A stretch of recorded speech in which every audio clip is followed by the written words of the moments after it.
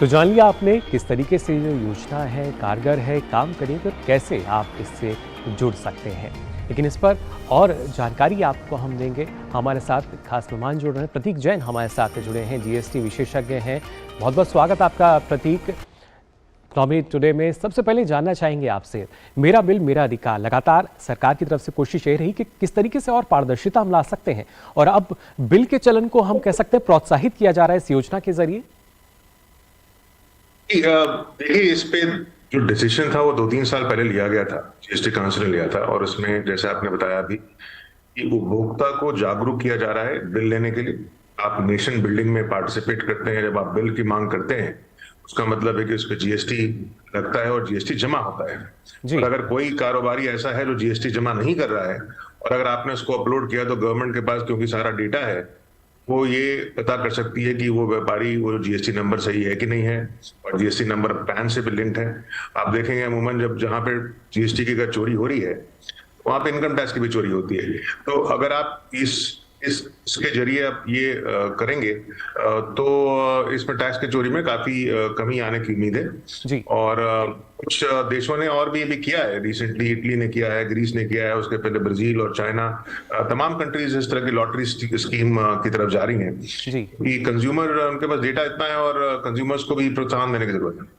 जी प्रतीक जी, लेकिन जैसा आपने जो दूसरे देश हैं उनका भी जिक्र किया, उनके मुकाबले अगर हम अपने यहाँ की जो जीएसटी व्यवस्था है उसको अगर आंकते हैं तो किस तरह का अंतर आपको नजर आता है?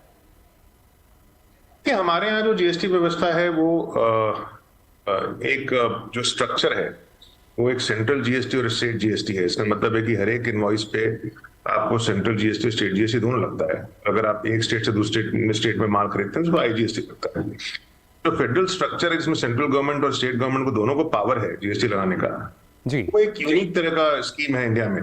और रेट्स भी बहुत अलग अलग तरीके के हैं, स्लैब्स हैं। कुछ अगर आप कंट्री देखें, ऑस्ट्रेलिया वगैरह देखें या फिर न्यूजीलैंड देखें, वहां पे एक ही दर जनरली टैक्स लगाया जाता है। हमारे यहाँ बहुत तरीके की दर है, 5, 12, 18, 28। उस वजह से भी थोड़ा सा कंफ्यूजन होता है। और हमारा ई इनवॉइसिंग की भी व्यवस्था है जो बिजनेस टू बिजनेस में लगता है। लेकिन गवर्नमेंट का ये मानना है कि टैक्स की चोरी B2C सेगमेंट में, जहां पे कंज्यूमर उपभोक्ता खरीदता है, जी उसमें ज्यादा हो रही है, जी उसको करने के लिए किया जा रहा है।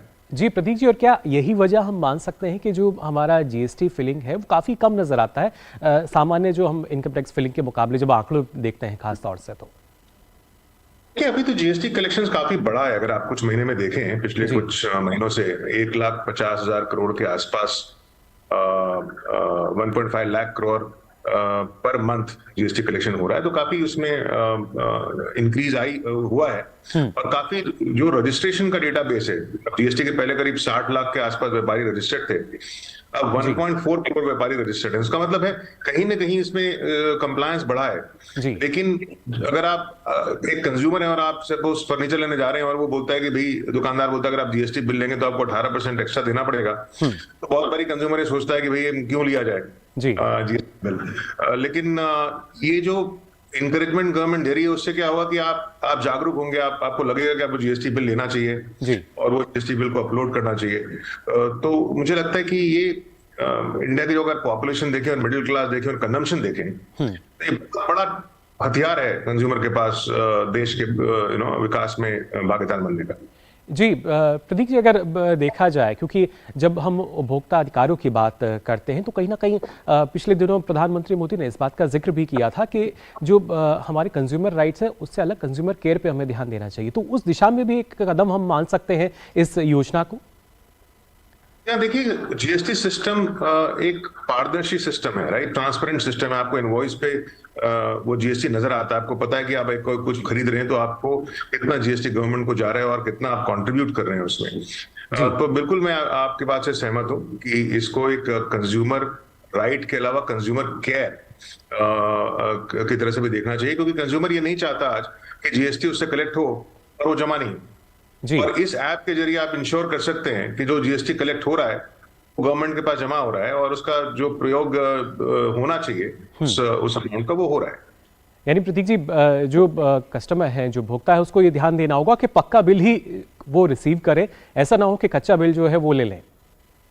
और उनको ये देखना पड़ेगा कि इनवॉइस जब लेते हैं तो उसमें जो व्यापारी है उसका जीएसटी नंबर होना चाहिए।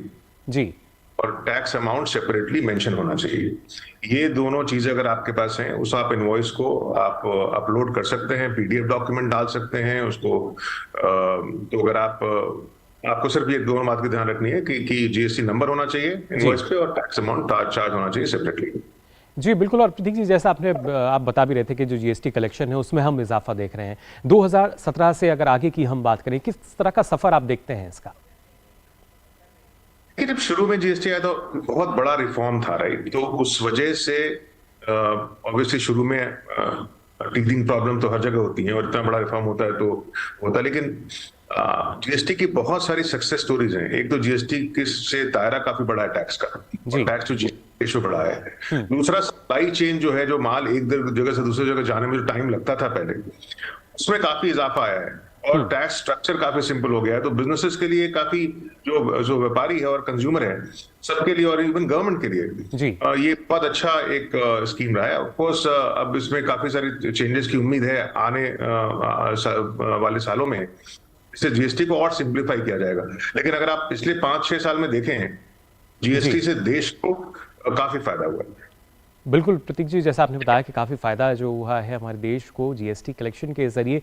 लेकिन कहीं ना कहीं एक प्रयास लगातार हम देख सकते हैं सरकार की तरफ से, ना सिर्फ जो पारदर्शिता है वो दिखे, क्योंकि अब से पहले हम देखते थे कि जो एक कस्टमर है, कंज्यूमर है, उसको पता ही नहीं होता था कि कितना टैक्स वो दे रहे हैं, या मनमर्जी के हिसाब से ले लिया जाता था।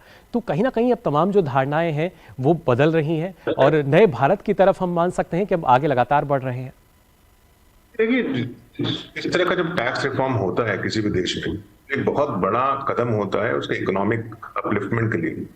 आपने जैसे बताया, पहले जब जीएसटी नहीं था, अब एक्साइज ड्यूटी पे करते थे, वैट पे करते थे। एक्साइज ड्यूटी जो था वो फैक्ट्री पे जब निकलता था माल, तभी कलेक्ट कर लिया जाता था। तो कंज्यूमर जगह अगर आप जाके बाजार से टीवी खरीदते हैं या फोन खरीदते हैं, उसमें कहीं एक्साइज ड्यूटी तो मेंशन होता नहीं था, तो आपको पता नहीं था कितना टैक्स उसमें दिया जा चुका है। जी। लेकिन अब जीएसटी आने की वजह से जो जीएसटी अमाउंट इनवॉइस पे है, आपको पता है उतना ही जीएसटी गवर्नमेंट को जमा होना है। तो उस वजह से काफी ट्रांसपेरेंसी, पारदर्शिता आई है सिस्टम में।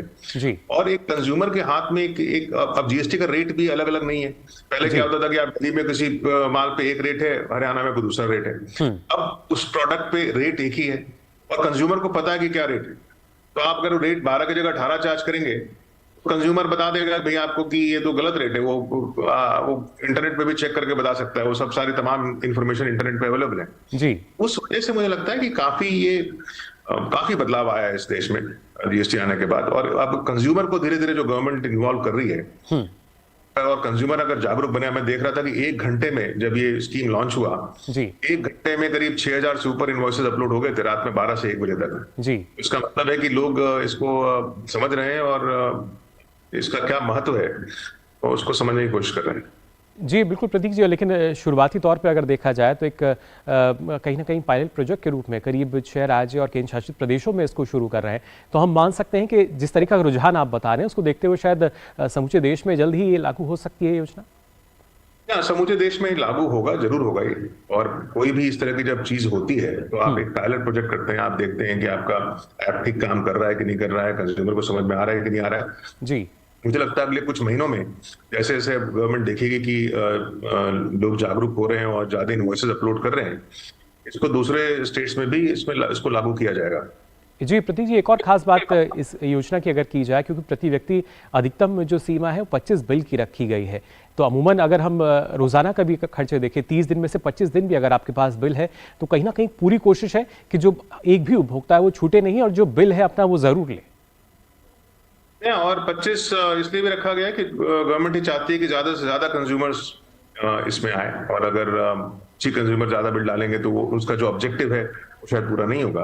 लेकिन 25 मेरे ख्याल से काफी बड़ा लिमिट है अगर ऐसे आप देखें, क्योंकि आप रोज अगर भी सामान खरीद रहे हैं, 50 से आप बोल रहे हैं, तो 25 काफी बड़ा अमाउंट है। तो मुझे लगता है ये लेट्स सी कंज्यूमर, मुझे लगता है आप और हम सबको इसमें शामिल होना चाहिए। बिल्कुल प्रतीक जी, लेकिन खास तौर से अगर कुछ ऐसे क्षेत्रों की बात करें, हालांकि अब हर जगह तकनीकी रूप से हम काफ़ी सक्षम हैं, लेकिन क्योंकि इसको जो बिल अपलोड करने की जो कुछ इसमें बताई गई है, ना सिर्फ आपकी जो वेबसाइट है उससे भी हम इसको अपलोड कर सकते हैं, मोबाइल से भी अपलोड कर सकते हैं, तो कोशिश यही है कि कैसे हम इसको और सरल बनाएं और हर एक उपभोक्ता जो है वो फ़ायदे जान सके, क्योंकि यहाँ आपको जो नगद इनाम है वो भी दिया जा रहा है। बिल्कुल सही बात है। और इसको सिस्टम जो प्रोसेस इसका है बहुत सिंपल है कि आप फोटो लेके डायरेक्टली अपलोड कर सकते हैं। अगर आपके पास पीडीएफ डॉक्यूमेंट है तो उसको अपलोड कर सकते हैं, आप गैलरी में जाकर के उसको अपलोड कर सकते हैं। आज तो स्मार्टफोन इतना कॉमन हो गया है कि ये कंज्यूमर के लिए बहुत बड़ी बात नहीं है जी। इसको इसको करना। और इसको अट्रैक्टिव बनाने के लिए, जैसे आप बता रहे थे, एवरी क्वार्टर 1 करोड़ तक का इनाम है इसमें। जी। तो जैसे जैसे लोगों को मिलना शुरू होगा और लोग एक दूसरे के बारे में जानेंगे कि अच्छा भी इसको प्राइज मिला है या कुछ हुआ है, इसमें और लोग शामिल होंगे। तो ना सिर्फ आम उपभोक्ता बल्कि जो बड़े कारोबारी भी हैं वो भी इसके ज़रिए हम कह सकते हैं कि धीरे धीरे इसमें जुड़ेंगे और लाभ जो है वो उनको यहाँ मिल सकेगा। फिलहाल प्रतीक जी, आपका बहुत बहुत शुक्रिया हमारे साथ जुड़ने के लिए और इस योजना से संबंधित जानकारी जो है वो हमारे दर्शकों के साथ साझा करने के लिए।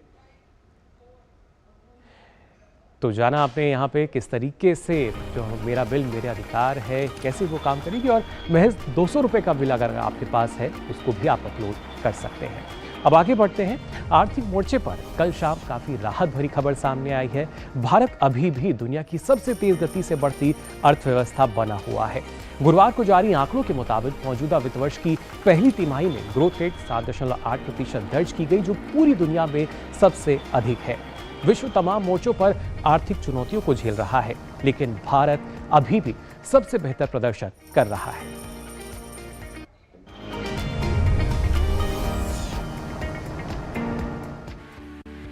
ये प्रधानमंत्री नरेंद्र